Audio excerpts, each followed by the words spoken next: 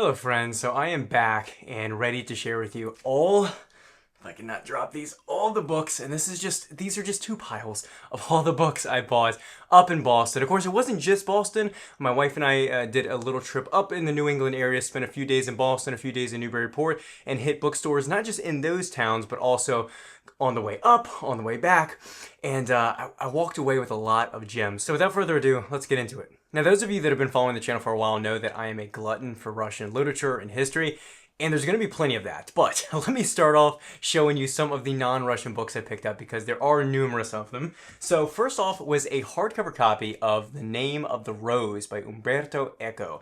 Now, this is a book that I've known about for a while. In fact, it's one of the highest or best-selling novels of all time. And so I figured it was a novel I would eventually get around to, but I saw this lying on a shelf for like $3-4, and also the cover jumped out to me. I haven't seen this cover before and I thought it was quite unique, so I picked it up. And you know, I haven't read any of Eco's work yet, and I thought, okay, this is probably a good place to start, but I'm not entirely sure. I hear a lot of praise for his work, Foucault's Pendulum, so we'll see. I'll likely read this before I read anything else. And then I'll continue on from there. This next one was a great find because about a year ago on Instagram, I asked for recommendations of Spanish and Latin American writers, and one of those recommendations was Mario Vargas Llosa. And I finally found The War of the End of the World.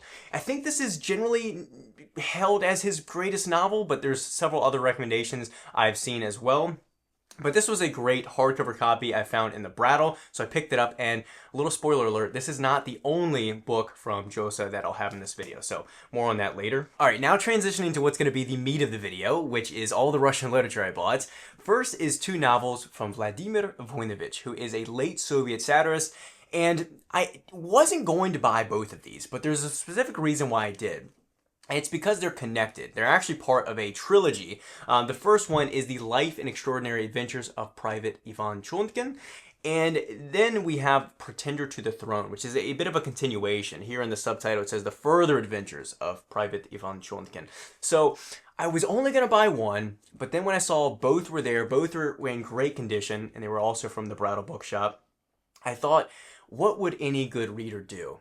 And that is to buy both of them. So I bought both. I have high expectations, and I'm obviously hoping that I enjoy the first and will want to read the second. But generally, I think my penchant for Russian literature makes this a safe purchase. This next one might be the gem of the entire trip because I was not expecting to find this author. I think his novels have only been printed in English twice. But as soon as I saw the spine, I like leaped off my feet. I started floating like Pepe Le Pew because this is Early Joys by Konstantin Fedin. Now, Fedin is a lesser known Soviet writer. He's really a fringe or tertiary name within Soviet literature, and what I mean is he's not going to be within the first 10 or 20 names that come to mind when you think of Soviet literature, but he was a prominent and influential writer of his time, and for Slavophiles like me, this is a diamond in the rough. Now, why I recognize the book immediately off the shelf at McKay's is because of that it comes from Progress Publishers, which was a publishing house within Moscow that was dedicated to bringing Russian literature to English translation. And in their heyday, they published a lot of Russian and Soviet writers' novels that still to this day have yet to see reprints or have a fresh translation or anything like that. So anytime I see this spine, I notice this publishing house, I immediately pick it up. And the other cool thing about this novel specifically is it's got a lot of these beautiful color translations within it. Not just like 2 or 3, but like, I don't know, maybe like 8 to 14. Like there's just a lot of them in here. So this will be a fun novel to get around to. And again, like as soon as I saw it, I like leaped off my feet. Sticking with the trend of Russian literature, I found a collection of short stories from Nikolai Leskov. This is The Enchanted Wanderer and Selected Stories. Now I was mainly glad that this had his story, which has been printed by New York Review of Books, Lady Macbeth of the Matinsk district. And this is basically me giving Leskov another chance because I had read one of his lesser known works that I found in a shop in Nashville. I think it was called On the Edge of the World. And it was basically a Russian missionary traveling up to Siberia and traveling with one of the natives of the time. And you know, it was very religiously centered and also had a lot of indigenous aspects to it, dialect that was kind of bleeding into the story and things like that, that it didn't quite click with me. I think it was even published by an Eastern Orthodox like publishing house or church. So For that reason, it didn't really click with me. It didn't really impress me. So I'm going to give his more well-known and popular works a try with this collection. This next one is a beauty, and that is a hardcover copy of Dr. Zhivago by Boris Pasternak. Now, many of you will remember this is a novel I've already read, already loved it. I had it in a small little paperback, which happens to be the same translation as this. It's an older translation, but I didn't really have any issues with it, with the caveat that the poems on the back end aren't translated well at all. Even my intermediate Russian can notice that the translation is quite poor with the poems, which makes me wonder if the novel itself could be translated better in some of the newer translations that have come out. But regardless of that, I wanted a nice hardcover copy. I actually have a hardcover copy of this in Russian that one of my followers had sent me that I'm really grateful for. So in the future, when I read this, I'll probably go back and forth between this beautiful hardcover I got and the hardcover in the Russian. So that'll just be a treat to reread someday. Let's take a break from the fiction. Let me show you some of the massive, and I do mean massive, nonfiction books I picked up on my trip. First is Hope Abandoned by Nadezhda Mandelstam. Now, many of you will remember she is the wife of Osip Mandelstam, who's also a prominent writer, but Nadezhda is also a phenomenal writer as well. And this is, from my understanding, a memoir and a sequel to her book, Hope Against Hope. But this thing is a chunk. To be entirely honest, I don't know a ton about this work. All I do know is that it's mostly covering her life and experiences along with her husband's life and experiences. I'm sure some reflections on the atrocities that they experienced and were dealing with at the time. But I just had never seen this. It's a beautiful hardcover in pretty damn good condition. And anytime I see either Nadezhda Mandelstam or Osip Mandelstam, I buy it because they're just rarely in print, and it's not from a lack of quality writing. I'm not sure exactly what it is, but I was very happy to find this. This next one I would not have bought or even known was there if Steve Donahue didn't put it in my hands while we were chatting in the sale lot at the Brattle, and that is The Siege of Leningrad.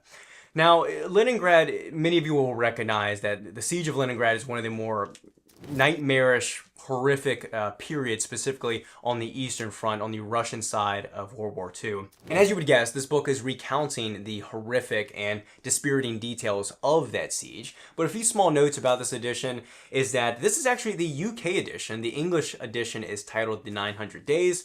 And the other thing that stood out to me as I was flipping through it is that it has these, I naturally want to say, incredible photographs, but they're chilling, they're disturbing. But it is wonderful in a sense to have them here to really have that visual component along with the writing that's recounting this period of history. So this will almost certainly be a very dark and heavy read, but I am looking forward to it. I'm not sure if I'll read this first or another book that I got from N.T. Anderson. I think it's called The Symphony of Leningrad. It's a book, it's much shorter than this, but it's looking at the Siege of Leningrad in conjunction with Dmitri Shostakovich's symphony, so the 7th Symphony, if I remember correctly. We'll see. That might be a good primer before I dig into something as extensive as this. Continuing with the trend of nonfiction, I have Volume 1 of Robert T. Tucker's 2-volume biography on Joseph Stalin. Now, many of you will remember, I am still in the midst of working through Stephen Kotkin's trilogy on Joseph Stalin, which the third volume has yet to come out. I still need to read the second volume. That's a chunker, so there's still a lot to get to. I probably will not get to this in the near future. However, I had read online raving reviews about Tucker's biography. As far as I know, Tucker's biography is not still in print, so I figured why not grab it now while it's there. Now I just need to hunt for the second volume so that I'll have that complete set so I can read it in the future. This next one I picked up for 2 reasons. First, it flops so well, which is going to make for a great reading experience. The second reason is because it was just so damn cheap. It was like $2 or $3, and it's exactly, I think, what my library needs, and that is Inferno by Max Hastings. This is a single volume history of World War II. I don't have any single volumes of World War II. And I think that this might be a good place to get my feet wet, get a broad overview before I dig into kind of keyhole history. I think David Murphy recommends usually getting into keyhole history first with World War II, which makes sense. and I still might do so. But for $2 or $3, I figured that this was a good place to start as well. Hastings, I think, has a good reputation, so looking forward to reading this. And before we continue with the nonfiction, I've got some more novels I'd like to share with you. This first one was another one that had me leaping off my feet, giddy like a little child in a candy shop, and that was William H. Gass's Omen Setter's Luck. This is the first time I found any of William H. Gass's novels, or any of his writing, to be honest, in a used bookstore. This was at Brookline Booksmiths, I believe is what it's called, in Boston. And this is, yeah, a hell of a find. I also thought this cover was quite unique. This is from Plume Publishers. I'm not sure if they're still a thing, but this is great. I'm currently reading The Tunnel. We're reading it in the book club throughout the month of May and June. Still time to join if you'd like to. And that's been a thrill. I loved Gass's short stories. They gripped me and made me intrigued to read more of his works. I think I read that collection 2 years ago. So anytime I see Gass, or Gaddis for that matter, both of those men are impossible to find, it seems, then I'm going to pick it up. So I was really happy to find that. Another one, speaking of kind of strange or unconventional styles, I picked up this collection of short stories from Anna Kavan, Machines in the Head.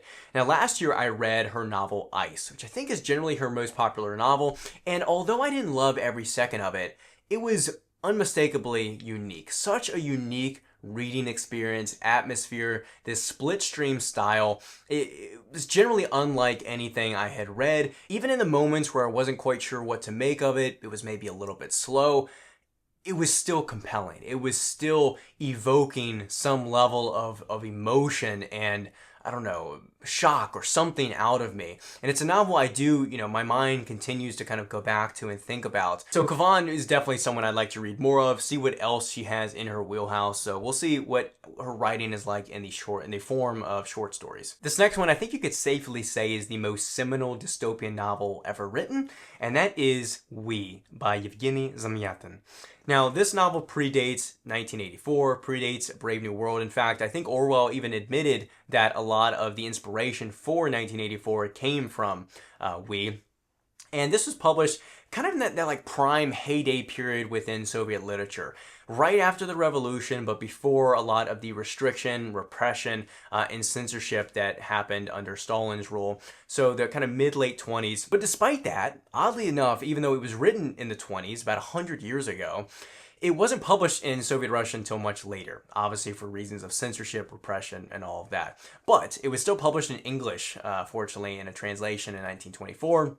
And it grew wildly popular. I think there's been several movies based on it as well. And it's a novel I've just been not putting off, but I think the only time I've seen it in stores is usually the Penguin edition. For some reason, I've grown averse to Penguin classics. I don't know why that is. But when I saw this cover, I figured, oh yeah, now's the time to grab it and give it a read. The next book I picked up is a combo of novels from Yuri Trifonov, and that is Another Life in the House on the Embankment. Now, I know nothing about Another Life, but I do know about the House on the Embankment because of the House of Government by Yuri Slozkin, which is an analysis not just of the revolution, the October Revolution, the Bolshevik Revolution and takeover, and the early formation of the Soviet Union, but it's also an analysis of the causes, the movements, the multitude of factors that led to this fomentation, this rising up that in a lot of ways was inevitable. But besides that, and the fact that it's a phenomenal book that I highly recommend, the name of the book, The House of Government, is in reference to the House on the Embankment, which is a real structure, a real building. Building probably doesn't even encompass all that it was. It was a place of stay, it was a place of business, of government, of amenities, of recreation, of all sorts of things. And in relation to that, one of the residents was Yuri Trifonov and his father, who was brutally murdered and executed during the Purge. And so based on his own experiences, Yuri Trifonov wrote The House on the Embankment. So I've known about the novel. I don't know a ton about it, but just the fact that it existed. And I think the only publisher that has printed it is Northwestern University, which also prints numerous amounts of Russian literature that have really yet to see the light of day from any other publisher. So I love the work that they're doing, and I was happy to find this up in Boston. And then one more piece of Soviet literature that I picked up on my trip is Cement by Fyodor Gladkov. This is a prime example of socialist realism. You're following a factory worker set right in the midst of those early industrial years within the Soviet Union. So this is one that's been on my mind for a while. Unfortunately, found a copy up in, this was on Yale's campus at Gray Matters Books. Moving on from the Russian literature, you can take a breath now. We have a collection of short stories from Saki, who I don't know much about. I know he's a British writer, and so I'm giving British literature another chance. You all know that I'm pretty slow with British literature, and funny enough, there is a story as I'm flipping through here, originated in Russia, so maybe that's my gateway drug there. But I keep seeing, anytime I go into an antiquarian or a great high quality used bookstore, I keep seeing different collections of his short stories. So I figured, let me give it a shot and find out what he's all about. Now this next one I think was also a hell of a find. I was getting ready to check out. I was pushing my son in the stroller. I was waiting for my wife. She was looking in the children's section, and I look over and I saw this box set sitting on the shelf for $8. And I immediately picked it up, primarily for one novel, which was Gabriel Garcia Marquez, 100 Years of Solitude, which is one I've been wanting to get to for a while now. But there's also several other novels from Latin American writers. As I mentioned, Mario Vargas Llosa. This is Aunt Julia and the scriptwriter. And then there is One Day of Life by Manilo Argueta. Haven't heard anything about him. And I will say that this one and the next one seem to be lesser known or lesser quality novels, but who knows. This is Dora Doralina by Rachel de Quiros. Hopefully I'm pronouncing those moderately well. But mainly excited about 100 Years of Solitude here. But for $8, I figured this is a great little box set to find. So happy about that. All right, just 3 more left. First is this little paperback, 10 Days That Shook the World by John Reed. Couple fun facts about this. This is one of the few first-hand accounts of the October Revolution. And the other interesting fact about it, as you would maybe guess by the name of the author, it's from an American. So he's an American journalist that was a radical communist at the time, moved over there to Russia after graduating from Harvard, and coincidentally was there as a reporter in the midst of one of the most momentous events in Russian history. And he retells that in this. And so I think it'll be a very interesting read, because I've read several books and there's hundreds out there, right? Talking about the October Revolution, what led up to it, what really happened, what was said, what happened after the dust settled, all of that. But to get a first-hand account, a boots on the ground look, is something quite rare with all historical events of that magnitude. And so I think this will be a very intriguing read. I'm sure it's going to have bias. I'm sure it's going to be limited based on his vantage point, his perspective of the events and all of that. But that in no way, in my opinion, takes away from how fascinating this will be to read. Next is Russia Under the Old Regime by Richard Pipes. Now, I actually already have a copy of this in a paperback I picked up from a library sale a few months ago. However, I was in the sale lot at the Brattle. This was like $3 or $5. And I even told my wife to put this back, but she forgot to when I was going upstairs, and she left it on the counter, so I ended up getting rung up for it. And I'm not really upset about it, because the reason I originally wanted it was because this hardcover copy has much more photographs in it, much more illustrations, and they're obviously larger, and this will hold up a read much better than the paperback. So no problem with grabbing this. And last but not least is Mao, The Unknown Story. Now, I have a few qualms with this book now that I've read up a little bit on the author. Maybe you guys can tell me differently or share your thoughts on the matter. But from my understanding, the author of this is incredibly anti-Mao, incredibly anti-communist, and heavily biased. Sometimes some of these sources are even unreliable. I'm not sure to what extent that is entirely true. Maybe it's just nitpicking. But it gives me a little bit of cause for pause about this. I still think I'll read it, because at the end of the day, there's going to be factual events that are just going to be important. So if I want to read more about Mao in the future, read a different perspective, a different biographer, then it'll still be of value and of use to read what I already own, right? But I don't know. It made me hesitate a little bit, or a little bit saddened by the fact that I may be starting in a wonky place. But let me know. If any of you that have read about Mao and you have maybe a better place to start, let me know in the comments. I'd be curious to know. All right, that is it. Hopefully you made it through the entire video. We'll see how long this will be. But that is all the books that I bought on our trip in Boston, and almost certainly going to be the last books I buy until deep into the summer, maybe even the fall. But we shall see. I hate to turn down a trip to a bookstore, so one never knows. But that's it for this video. Let me know your thoughts about any of these videos, anything I rambled about in the comments down below. Like the video for more like this, subscribe for more content, and I'll see you all in the next one.